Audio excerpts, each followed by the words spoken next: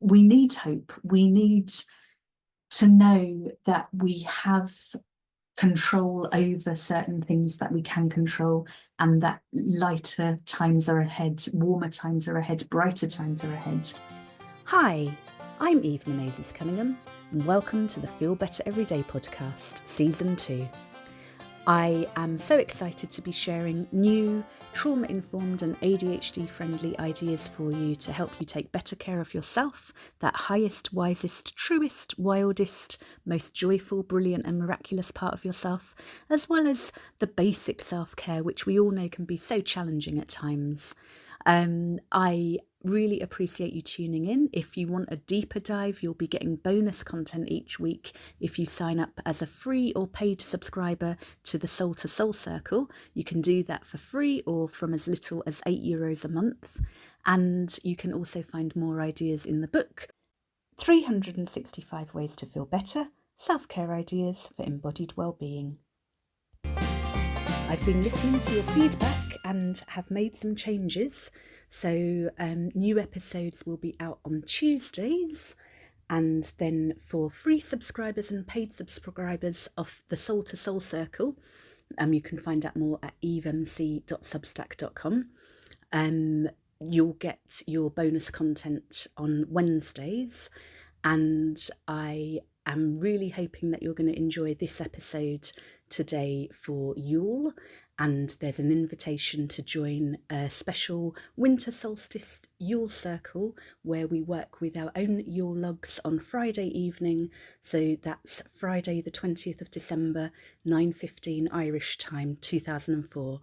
If you're listening to this later or in another year, you can still follow the instructions and do your own Yule log ritual. I hope you enjoy the episode, and thanks again for listening. When you think of Yule logs, you're likely to think of the delicious chocolatey feasts. And since being vegan, I haven't indulged in those, but I used to really enjoy them every year. And growing up, the last few decades that I've been working with the Celtic Wheel of the Year, I would just use pen and paper and burn it with a candle. But since I moved to Ireland and got my own fireplace, I've been working with actual Yule logs each year, and I wanted to introduce my Yule log for this year and to encourage you to do the same if that appeals. So I talk about Yule a bit in 365 Ways to Feel Better, Self-Care Ideas for Embodied Wellbeing. And for full moon and supermoon members of the Soul to Soul Circle, I'm going to be holding a special Yule circle where we do meditation and burn our Yule logs. But I'm sending this out early so that you can prepare, whether you're hearing this on the podcast or seeing it on the podcast on YouTube or through the Soul to Soul Circle newsletter, or if you are a member. But for the members, I want to go into a deeper dive, as I'm doing each week, to really help you connect with what you're doing. And I realized that I haven't even said what I'm doing, what you're doing. So you'll, like Christmas, like so many of the festivals at this time of year, they're all about light in darkness. They're all about hope. They're all about, times were really hard. I've had the heating on for ages today, but when you think about so much of human history, there was no such thing. And we need hope. We need to know that we have control over certain things that we can control, and that lighter times are ahead, warmer times are ahead, brighter times are ahead.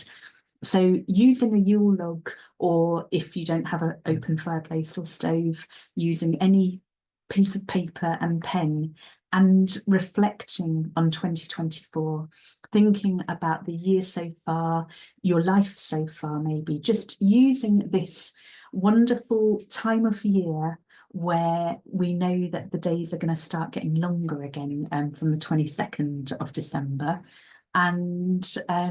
release the the more we can let go of, the more we can open up to all that is good in the world. So it's as simple as taking a pen. And I'm going to start mine now, even though it's not Yule, but just for the purposes of this video, the first thing that popped into my head is self-doubt. I mean, obviously some is a good thing and I'll never be free of it, but I'm much better when I'm proactively moving towards things rather than talking myself out of things. So that's my first little entry on my 2024 Yule log. And what I'll be doing over the coming weeks is adding to it, adding to all the things I want to burn away, release, let go of, and also some of the things I want to welcome in 2025 and beyond. So it's a way of trusting, surrendering, letting go. It's a fun thing to do with your family if you have a family who's interested. Mine humoured me for a little while, but I'm sharing it with you all now. Let me know how you get on, and let me know what you're so ready to say goodbye to from 2024. I'm welcoming harvest as we move into 2025, and in next week's episode you'll be hearing more about how you might do that, how you might choose a focus for your year. Some people call it a word of the year. There are all sorts of ways of working with it, and I'm not going to go into that right now, but that's coming next week. But for now, let me know what you're ready to let go of, how you feel at the idea of seeing. You can let the most trivial things go, you can let big things go: grief, loss, heartbreak, illness. Obviously it's symbolic, but you are taking some time to reflect, taking some time to think about some of the lessons, some of the blessings, what you're ready to release and what you're ready to welcome.